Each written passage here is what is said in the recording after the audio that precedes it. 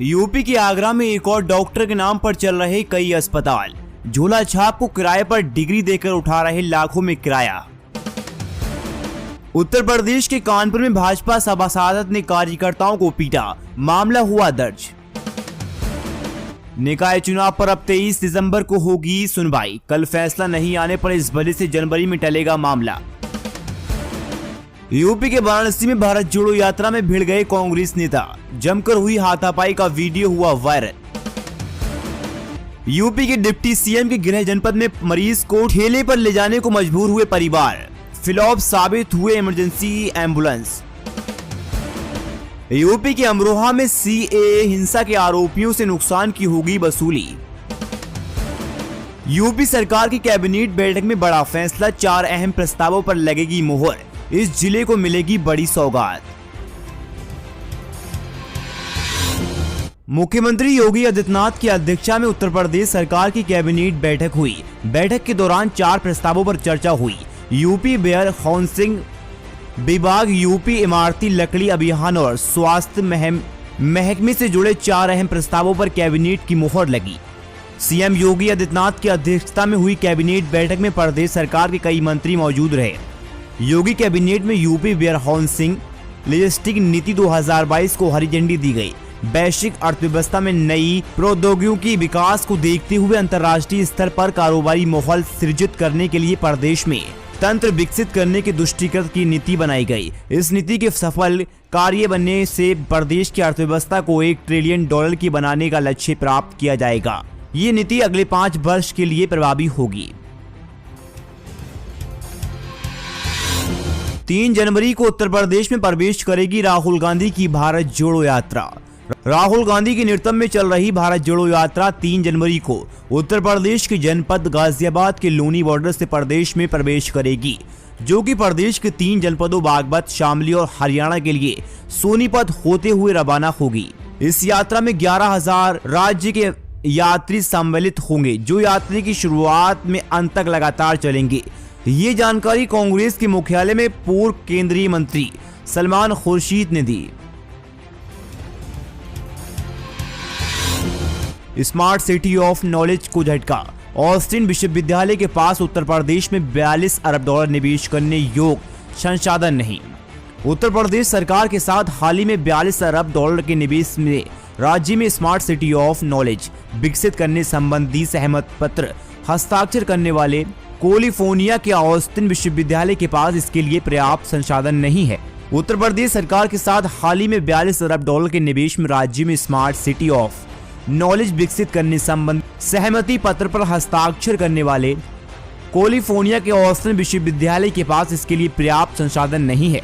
सार्वजनिक रूप से उपलब्ध जानकारी से ऐसे संकेत मिलते हैं। गौरतलब है कि 18 दिसंबर को उत्तर प्रदेश सरकार द्वारा जारी बयान के अनुसार उसने ऑस्टिन विश्वविद्यालय के साथ एक सहमति पत्र MU पर हस्ताक्षर किए।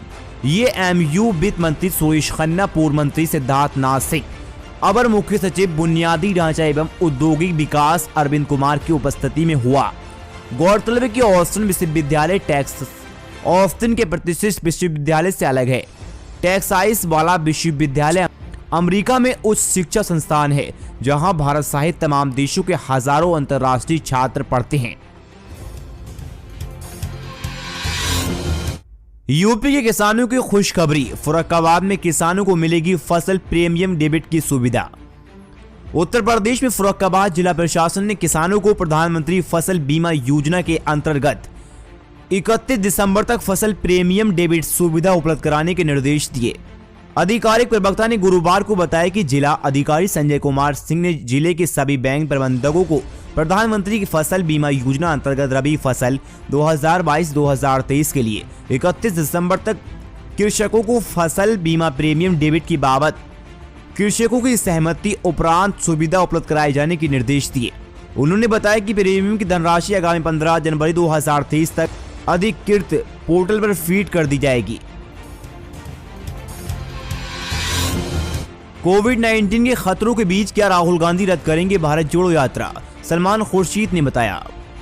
कोविड के बढ़ते संक्रमण के मद्देनजर केंद्रीय स्वास्थ्य मंत्री मनसुख मांडविया की ओर से कांग्रेस नेता राहुल गांधी को भारत जोड़ो यात्रा रोकने संबंधी पत्र लिखे जाने के बीच यात्रा के तृतीय सवानी समिति के अध्यक्ष सलमान खुर्शीद ने गुरुवार को कहा, यात्री नहीं रुकेगी।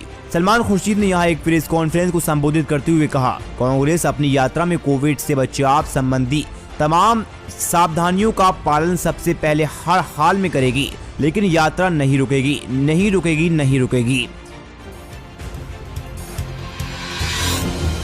योगी सरकार ने संबल को दिया तोहफा, शुरू हुई डायलिसिस यूनिट। योगी सरकार ने संबल जिले के लोगों को बड़ा तोहफा दिया। अंतर्राष्ट्रीय स्वास्थ्य मिशन के तहत सरकार ने जिले में डायलिसिस यूनिट स्थापित की। माध्यमिक शिक्षा राज्य मंत्री गुलाब देवी ने डायलिसिस यूनिट का शुभारंभ किया।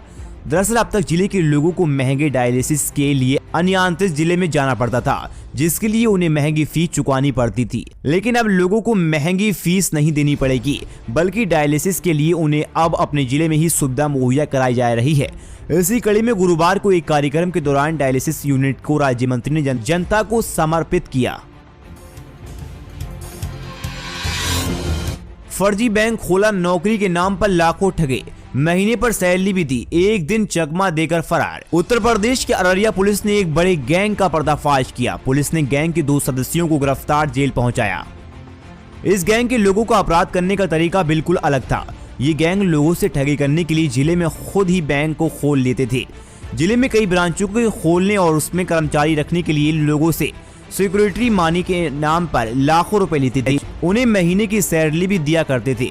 साथ ही काम कर रहे लोगों को ही शिकार कर दोस्त रिश्तेदारों को नौकरी पर रखने की बात कहकर उनसे भी सिक्योरिटी मनी लेते थे। इस पूरे गैंग का खुलासा तब हुआ जब एक युवक से करीब 7 लोगों को नौकरी दिलाने के नाम से मोटी रकम ली गई, लेकिन नौकरी नहीं दी गई। इस मामले की शिकायत पुलिस में हुई थी, तो पुलिस ने जांच पड़ताल शुरू कर दी और 2 लोगों को बैंक के सामानों के साथ गिरफ्तार कर लिया। एसपी साहब के पीछे मास्क लगाए खड़े हुए लोग भले ही उम्र में कम दिखाई पड़े हो, लेकिन इनके कारनामा सुनकर आप भी हैरान रह जाएंगे। अररिया पुलिस ने इस गैंग का खुलासा करके एक बड़ी कामयाबी हासिल की। यूपी के नोएडा में 15,000 करोड़ का होगा निवेश, हजारों को मिलेगी नौकरी। उत्तर प्रदेश फरवरी 2023 में होने वाले ग्लोबल इन्वेस्टर समिट के Uttar Pradesh state development authority को 15,000 करोड़ रुपए का निवेश कराने का लक्ष्य दिया गया। यूपीसीडी ने अपने क्षेत्र में निवेश कराने के लिए 350 से ज्यादा कंपनियों के साथ अब तक 6300 करोड़ रुपए के निवेश के लिए अनुबंध पर हस्ताक्षर किए, जिससे हजारों लोगों को रोजगार के अवसर मिलेंगे। यूपीसीडी ग्लोबल इन्वेस्टर समिट को लेकर लगातार निवेशकों से बातचीत कर रही है और अपने क्षेत्र में निवेश कराने के लिए निवेशकों के साथ बैठक कर रही है। यूपीसीडी सूरजपुर के क्षेत्रीय प्रबंधक अनिल कुमार शर्मा ने बताया कि ग्लोबल इन्वेस्टर समिट को लेकर 15,000 करोड़ रुपए का लक्ष्य तय किया गया है। इसे लेकर यूपीसीडी क्षेत्रीय कार्यालय सूरजपुर ने अब तक 6300 करोड़ रुपए का निवेश कराने के लिए कंपनियों से अनुबंध कर लिया। 350 से ज्यादा कंपनियां यहां पर निवेश कराने के लिए अनुबंध कर चुकी हैं। इससे हजारों लोगों को रोजगार के अवसर भी मिलेंगे। यूपी कैबिनेट का महत्वपूर्ण फैसला, निजी लॉजिस्टिक पार्क स्थापना कराने पे मिलेंगी रियायतें। उत्तर प्रदेश में बढ़ते उद्योगों के निवेश के मद्देनजर भंडारण क्षमता को बढ़ाने के लिए निजी लॉजिस्टिक्स पार्क बनाए जाएंगे। निजी लॉजिस्टिक पार्क के लिए निवेशकों को फास्ट ट्रैक आधार पर भूमि का आवंटन किया जाएगा। पहली मुस्लिम फाइटर पायलट बनेंगी मिर्जापुर की सानिया मिर्जा, यूपी बोर्ड परीक्षा में भी किया टॉप। मिर्जापुर जनपद में टीबी मैकेनिक शहीद अली की पुत्री सानिया मिर्जा ने नया कीर्तिमान रच दिया। एनडीए की परीक्षा उन्होंने 149वीं रैंक हासिल की। इसी के साथ प्लैंकिंग में उन्होंने दूसरा स्थान प्राप्त किया। यदि सब कुछ ठीक रहता है तो सानिया देश की पहली मुस्लिम महिला फाइटर पायलट बन सकती। उत्तर प्रदेश में फांसी पर लटका मिला सिपाही का शव। सिपाही बागपत जिले के दोगट गांव का रहने वाला है। रवि राणा है, जिसका शव बीते रात्रि अपने ही मकान के कमरे में छत की कुंडी में बंदी रस्सी के फंदे पर लटका मिला। जिस समय सिपाही ने फांसी लगाई उस वक्त घर के सदस्य बाहर गए हुए थे।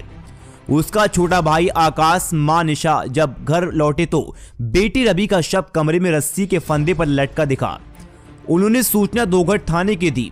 सूचना मिलने पर पहुंची पुलिस ने शव को फांसी के फंदे से उतारा और पोस्टमार्टम के लिए बागपत भेज दिया।